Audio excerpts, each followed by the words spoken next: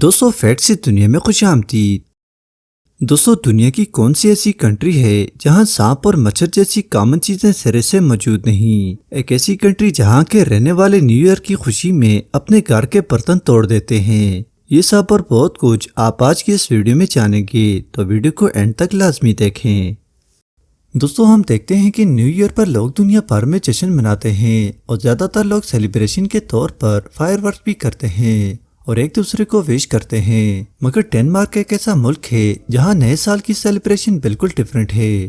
یہاں کے لوگوں کی روایت ہے کہ نئے سال پر لوگ اپنے پرانے کانچ کے برتن اپنے پڑوسیوں کے دروازے کے سامنے توڑتے ہیں اور یہ کئی 100 سالوں سے ہوتا آ رہا ہے۔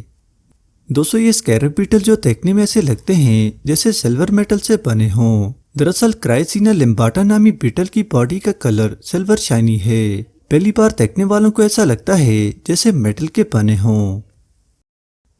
دوستو انٹارکٹیکا کی سرفس کے اندر 138 خطرناک والکینوز موجود ہیں جو سائنٹسٹ کے مطابق کسی بھی وقت ایکٹیو ہو سکتے ہیں۔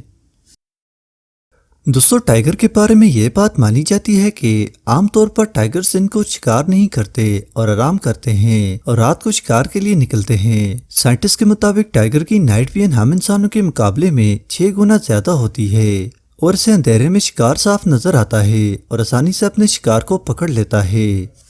دوستو ہم سب نے یقیناً ماؤتھ واش کا یوز کیا ہوگا۔